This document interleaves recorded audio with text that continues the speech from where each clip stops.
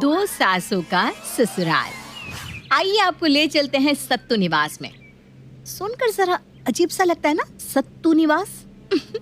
पर जिनका घर ही सत्तू के बिजनेस से चलता हो वो अपने घर का नाम सत्तू निवास नहीं रखेंगे तो और क्या रखेंगे। तो आइए शुरू से शुरू करते हैं। आज से 30 साल पहले सत्तू निवास में आई दो बहुएं, कोकिला और रंजू, जो आते ही दरवाजे पर झगड़ा करने लगी। हट जा रंजू दरवाजे से, इस घर की बड़ी बहू मैं हूँ, तो पहले कलश को पैर मैं मारूंगी। पर जिस हिसाब से तेरा शरीर है ना, तेरे लिए यहाँ कलश नहीं एक बड़े से घड़े की जरूरत है, क्योंकि मटके जैसा तो तेरा खुद का पेट है। मुझसे बहस मत कर रंजू, वरना ये लोटा तेरे सर पर फोड़ दूंगी। बताइए माँ जी, इस अनपढ़ गवार को ये भी नहीं पता कि ये तो पीतल का बना हुआ है और पीतल का बना हुआ लोटा फूट नहीं सकता। ये सुनते ही गुस्से से कोकिला अनाज से भरे उस लोटे को उठाती है और रंजू की तरफ फेंकती है। पर लोटा रंजू को नहीं लगता, वो तो हवा में उड़ता हुआ सीधा घर की मालकिन यानी कि रंजू और कोकिला की सास के सर पर बच जाता है। अरे मारी रे, मर गई रे। और इसी तरह हर समय कोकिला और रंजू लड़ती रहती और उनकी लड़ाई में पिसती उनकी सास यानी कि देवकी जी।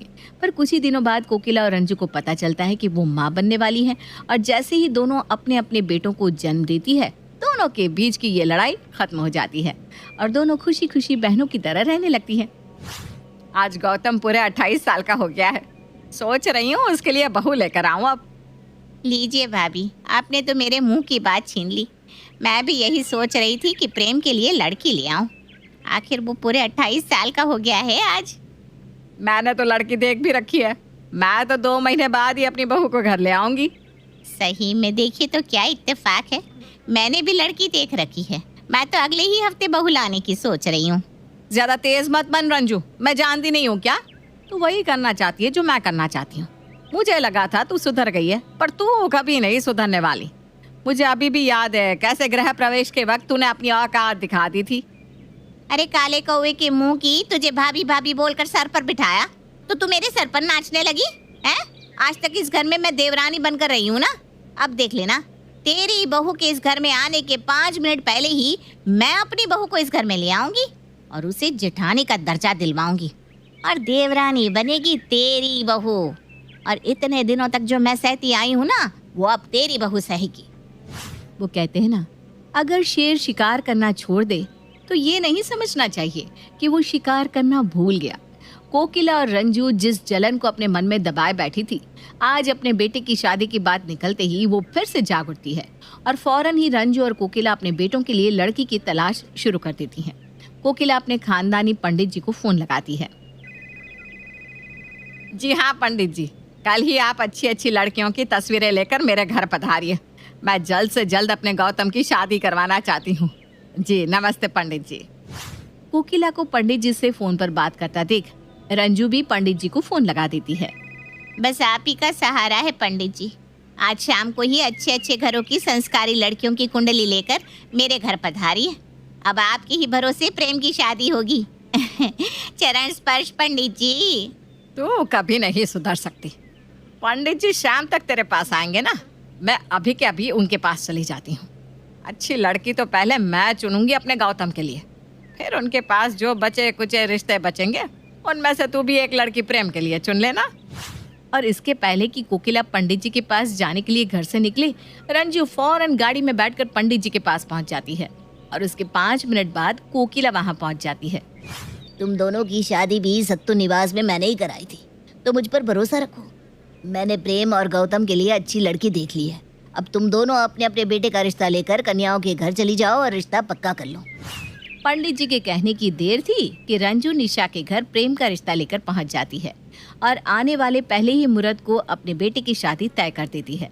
कोकिला भी पीछे कहाँ हटने वाली थी, वो भी उसी तारीख और उसी मुहूर्त पर गौतम की शादी गोपी से करने का तय कर लेती है और एक साथ सत्तू निवास के बाहर सज जाते हैं 2 मंडप और एक ही साथ प्रेम और गौतम की शादी की रस्में अलग अलग शुरू हो जाती है। निशा का लहंगा तो कियारा आडवाणी के लहंगे से मिलता है, मुंबई से मंगवा कर दिया क्या रंजू? अरे ये मेरी बहू है, इसके लिए तो मैं विदेश से हीरो का लहंगा मंगवा दूं, तो ये मुंबई के लहंगे की क्या बात है। ये सुनते ही कोकिला के भौं ऊपर चढ़ जाते हैं। ए गोपी, ये लहंगा कहाँ से लिया तूने? ये लहंगा तो मेरी नानी का है मम्मी जी। सत्यानाश, अब सभी के सामने मेरा पोपट हो जाएगा। तू चल यहाँ से। 2 मिनट पंडित जी, एक बार रस्म जरा रोकनी पड़ेगी आपको, मुझे अपनी बहू का लहंगा बदलवाना है। और सिर्फ रंजू की बहू को नीचा दिखाने के लिए चलती हुई रस्मों को रोककर कोकिला गोपी को लेकर अपने कमरे में चली जाती है और चांदी के तार की एम्ब्रॉयडरी वाला लहंगा उसे पहनने के लिए देती है। जैसे ही गोपी इस लहंगे को पहनकर अंदर आती है, सभी उसी को देखते जाते हैं। क्या हुआ रंजू, चांदी आ गई ना आंखें? कहाँ तेरी बहू, कहाँ मेरी? लग रही है ना सत्तू निवास की जिठानी। वो तो गृह प्रवेश के वक्त पता चलेगा, क्योंकि मेरे बेटे बहू की तो आधी से ज्यादा रस्में पूरी हो चुकी है। 2 घंटे में पहुंच जाएंगे हम घर और पहले होगा मेरी बहू का गृह प्रवेश और बन जाएगी वो गोपी की जेठानी। पंडित जी, सुपर फास्ट तरीके से मंत्र पढ़िए। किसी भी तरह से 1.5 घंटे में रस्में संपन्न हो जानी चाहिए। ये अपने कंपटीशन में तुम मुझे मेरे फेरों के मंत्र भी नहीं सुनने दे रही हो मम्मी। क्या फर्क पड़ता है कौन पहले गृह प्रवेश करके घर में जाए, रहना तो उसी घर में ना। और गोपी और गौतम के पहले ही निशा और प्रेम सत्तू निवास के दरवाजे पर पहुंच जाते हैं। जल्दी इस कलश को लात मार और अंदर आजा बहू। रुक जाओ मम्मी, गौतम को आने दो। भले हम अलग अलग कोख से पैदा हुए, पर हम एक ही वक्त जन्मे। हमारी शादी भी एक ही मुहूर्त पर हुई, तो गृह प्रवेश भी एक साथ हो जाएगा तो क्या फर्क पड़ जाएगा मम्मी? भले वो मेरा सगा भाई नहीं है, पर मेरे लिए मेरे जिगर का टुकड़ा है गौतम। तभी गौतम और गोपी भी वहां पहुंच जाते हैं। क्या फर्क पड़ता है प्रेम, पहले तू घर के अंदर जा या मैं? चाची का माना है तो तू पहले चला जा, मुझे कोई दिक्कत नहीं है। और अपना दाया पैर आगे कर सबसे पहले निशा अपने ससुराल की दहलीज लांग कर अंदर आ जाती है और बन जाती है घर की जेठानी।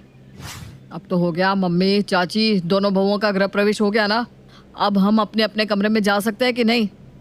अरे ऐसे कैसे बेटा, तुम दोनों को आपस में कोई भी कमरा लेने में दिक्कत नहीं थी, इसलिए प्रेम ने छोटा कमरा ले लिया और तुमसे कुछ कहा भी नहीं। पर अब तुम दोनों की पत्नी आ गई है, उनकी भी तो मर्जी पूछी जाएगी। ओहदे में तुम बड़ी हो निशा, तो बताओ तुम्हें किस कमरे में जाना है? और ये पूछते हुए रंजू निशा को आंख मार देती है। ये हमेशा से छोटे कमरे में रह गए तो क्या हुआ, मुझे छोटा कमरा नहीं चाहिए, मुझे वो बड़ा वाला कमरा ही चाहिए मम्मी जी। ये हुई ना मेरी बहू वाली बात। ये देखकर कुछ याद आया कि नहीं कोकिला? जब मैं इस घर में आई थी, तूने भी आते ही पहले बड़ा कमरा चुन लिया था और फिर पूरी रात थकी होने के बावजूद भी मैं आराम नहीं कर पाई, क्योंकि सारी रात तो मेरी कमरे का सामान शिफ्ट करने में ही चली गई। हाँ, जैसे मैं तो सोई गई थी। मेरे पति का भी तो कमरा बदला था, मैं भी तो पूरी रात शिफ्टिंग ही कर रही थी। रंजू और कोकिला बहस करती रहती है और दोनों ही जोड़े की पहली नाइट बर्बाद कर देती है। और पूरी रात गोपी और निशा अपने अपने पतियों के कमरे के सामान को इधर से उधर करती रह जाती है। इसी में सुबह के 5 बज जाते हैं। चलिए रूम में कमरा शिफ्ट हो गया है। 7 बजे तो उठने का वक्त हो जाएगा। चलो कोई नहीं, 2 घंटे तुमसे बात ही कर लेता हूँ। ये कहकर गौतम अपने कमरे में जाने को तैयार होता ही है कि वहाँ कोकिला आ जाती है। अरे वाह गोपी बहू, तू इतनी सवेरे उठ भी गई। इसी से समझ में आ जाता है कि बस घर में पहले आ जाने से कोई जेठानी नहीं बन जाता। बड़ी बहू के सारे गुण तो तुझ में है। तो कौन सा मेरी निशा अब तक सो रही है, वो भी उठकर खड़ी है? एक काम कर निशा, मेरे कमरे में आ जा। मैं तुझे एक अच्छी सी भारी साड़ी और कुछ गहने दे देती हूँ। आज मुंह दिखाए के वक्त सभी के सामने तू वही पहन कर आना। लगना चाहिए तू घर की बड़ी बहू है। रंजू और कोकिला अपने बीच की जंग को यलगार दे देती है और कुछ घंटे बाद पड़ोस की औरतें दोनों बहुओं की मुंह दिखाए के लिए सत्तू निवास पहुंच जाती है, जहां एक तरफ से गोपी सबके सामने चेहरा ढक कर आती है, दूसरी तरफ से निशा। अब सब एक एक करके दोनों बहुओं का घूंघट हटाकर उनका चेहरा देखकर बताओ कि ज्यादा सुंदर बहू किसकी आई है, मेरी या रंजू की। सबसे पहले विमला दोनों बहुओं का चेहरा देखती है और देखते ही कहती है, लगता है देवकी काकी सारे गहने रंजू को ही देकर चली गई। खानदानी हार तो बड़ी बहू के गले में है, लगता है गोपी को कुछ मिला ही नहीं। क्या? मैंने तुझे 4-4 तोले के सोने के नेकलेस निकाल कर दिए थे, वो क्यों नहीं पहने तूने गोपी? मुझे लगा वो आउटडेटेड लगेंगे मम्मी जी। ये सुनते ही कोकिला गोपी का हाथ पकड़कर उसे अपने कमरे में ले जाती है। और उसे किसी मूर्ति की तरह गहनों से लाद कर बाहर सबके सामने ले आती है। अब तो निशा फीकी पड़ गई गोपी के सामने। ए निशा, अंदर चल। रंजू और गहने निकालकर निशा को पहना देती है और इसी तरह हर वक्त दोनों बहुओं के बीच कंपटीशन चलता ही रहता है। इसी तरह 2 महीने निकल जाते हैं और एक सुबह गोपी अपना सर पकड़े अपने कमरे से बाहर आती है। अरे क्या हुआ बहू, अचानक तेरे सर में दर्द कैसे होने लगा? लगता है किसी की बुरी नजर तुझ पर पड़ गई है। वैसे भी यहाँ नजर लगाने का ही लोग बैठे हुए हैं। नहीं मम्मी जी, पता नहीं कल से बहुत चक्कर आ रहे हैं। रात को 2 बार उल्टी भी की मैंने। क्या आज ही सुनते हो? हे भगवान, बहू तूने आज मुझे इतनी बड़ी खुशी दे दी। सारे नौकरों में मिठाइयाँ बंटवाओ, ढोल बजवाओ, सबको पता लगना चाहिए कि कोकिला का वारिस आने वाला है। ए देख लिया रंजू, सिर्फ जेठानी बनने से नहीं होता, घर में सबसे पहले खुशी खबर भी देनी पड़ती है, जो मेरी बहू ने दे दी। तो ठीक है ना, बहुत सारे बच्चे 8 महीने में भी हो जाते हैं। भले मेरी बहू लेट से प्रेग्नेंट होगी, पर उसका बच्चा तेरे पोते से पहले आएगा। अभी से अपनी उंगलियों पर 15 दिन जोड़ ले। 2 हफ्ते पार होते होते मेरी बहू भी तुझे गुड न्यूज़ दे देगी। क्यों दे देगी ना निशा? 15 दिन ज्यादा नहीं बोल दिया मम्मी जी? मैंने तो 1 दिन का ही सोचा था।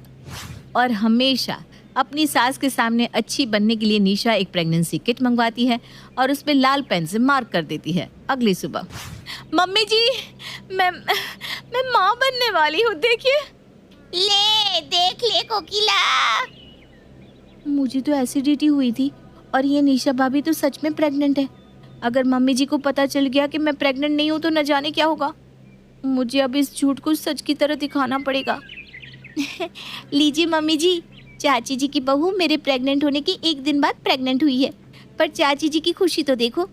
अरे भाई, बच्चा तो पहले मुझे ही होगा, आप क्यों खुशी मना रही है चाची जी? तो आज ही मुझसे लिखवा ले, पहले मेरी ही बहू की डिलीवरी होगी, और अगर ऐसा नहीं हुआ तो मैं इस घर को छोड़कर चली जाऊंगी। क्या भला को मोल रही हो मम्मी जी? ऐसा तो होने वाला ही नहीं है, क्योंकि मैं तो प्रेग्नेंट हुई ही नहीं। और अगले ही पल से रंजू अपनी बहू को वो सारी चीज़ें खिलाने लगती है जिससे उसकी डिलीवरी और जल्दी और आराम से हो जाए। ले बहू, ये साबुत अनाज खा, इससे तेरी डिलीवरी और सही से होगी। ऑपरेशन करके कटवाने छटवाने का कोई झंझट नहीं होगा। और ये ले गुंद के लड्डू, इससे शरीर मजबूत बना रहेगा। दूध मलाई खा बहू, तुझे निशा से पहले बच्चे को जन्म देना है। जो 1 दिन में प्रेग्नेंट हो सकती है, वो 8 महीने में डिलीवरी भी कर सकती है। दूध? मुझे लैक्टिक एसिड से एलर्जी है मम्मी जी। लैक्टिक क्या, इलेक्ट्रिक बायो इलेक्ट्रिक मत कर बहू, तुझे एक मोटे ताजे बच्चे को जन्म देना है बस। और दोनों सास इस होड़ में लग जाती है कि उसकी बहू की डिलीवरी पहले कैसे हो। माँ से पूछती हूँ, उन्होंने मेरी डिलीवरी नॉर्मल करवाई थी, उन्हें पता होगा कि कैसे बच्चा वक्त से पहले हो सकता है। और कोकिला फौरन अपनी माँ को फ़ोन लगाती है, जहाँ उसकी माँ उसे कहती है कि सीढ़ियाँ चढ़ने उतरने से बच्चा जल्दी हो जाता है। और ये सुनते ही कोकिला गोपी के पास भागती हुई जाती है। अरे ये क्या बिस्तर पर पड़ी हुई है बहू तू, इस तरह से बच्चा नहीं होने वाला। चल जल्दी जल्दी उठ और मेरे साथ आ जा।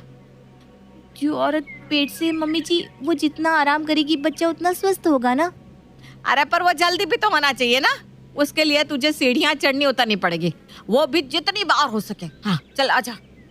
और कोकिला अपने हाथ में छड़ी लेकर खड़ी हो जाती है और गोपी को कभी सीढ़ियों से ऊपर चढ़वाती तो कभी नीचे उतरवाती। और ये रंजू देख लेती है। मतलब चलने से बच्चा ज्यादा जल्दी होता है। और क्या था, रंजू जिम इक्विपमेंट वालों को फ़ोन करके अपने घर में एक ट्रेडमिल मंगवा लेती है और जिम के कपड़े पहनाकर अपनी बहू को ट्रेडमिल पर दौड़वाने लगती है। मम्मी जी धीरे, ऐसे तो पहले ही महीने में मेरी डिलीवरी हो जाएगी, जरा धीरे मम्मी जी, आपने स्पीड बहुत ज्यादा बढ़ा दी है। जितनी ज्यादा स्पीड उतनी जल्दी बच्चा आएगा बहू।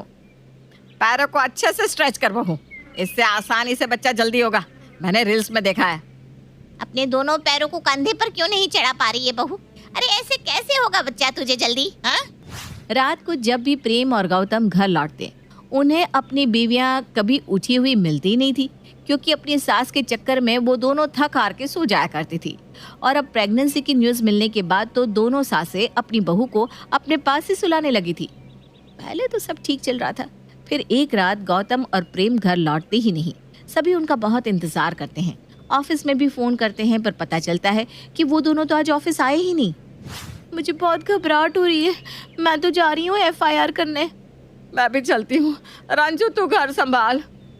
बहुत खोजबीन के बाद भी प्रेम और गौतम नहीं मिलते और 2 दिन बाद दोनों अपने घर लौटते हैं। उन्हें देखते ही सभी उनके गले लग जाते हैं। कहाँ गए थे तुम दोनों? ये क्या हरकत है? हम सब कितना घबरा गए थे, बताना तो चाहिए था। तुम दोनों का फोन भी बंद था, घर में प्रेग्नेंट बीवी है, उसका तो लिहाज रखते हैं। तो घर आकर हम कर भी क्या लेते बड़ी माँ, क्या फायदा? आप और मम्मी तो समझने का नाम ही नहीं ले रही थी। और किस बच्चे के पीछे आप दोनों भाग रही हो जो बच्चा है ही नहीं? शादी के बाद जब हम दोनों अपनी पत्नियों से ठीक से मिले ही नहीं तो बच्चा कहाँ से होगा? वो आई एम सॉरी मम्मी जी, आपके डर से मैंने झूठ बोल दिया था। मुझे ना एसिडिटी हुई थी। मैं भी मजबूर थी मम्मी जी। आप लोग हमारे लिए पत्नियां नहीं, अपने लिए बहू लेकर आई थी, जिससे आप एक दूसरे को नीचा दिखा सके। तो हम दोनों का इस घर में काम ही क्या है? ये सुनते ही कोकिला और रंजू की आंखों में आंसू आ जाते हैं और उन दोनों को अपनी गलती का एहसास हो जाता है। रंजू, वो तेरे पास एरोप्लेन बुक करने वाले का नंबर है ना, उससे 4 टिकट बुक करवा दे। हमारे दोनों बेटे हनीमून पर जाएंगे। Bye bye. ये लोग तो चले गए, पर एक बात बताऊं भाभी, आपकी साड़ी मेरी साड़ी के आगे फीकी ही है।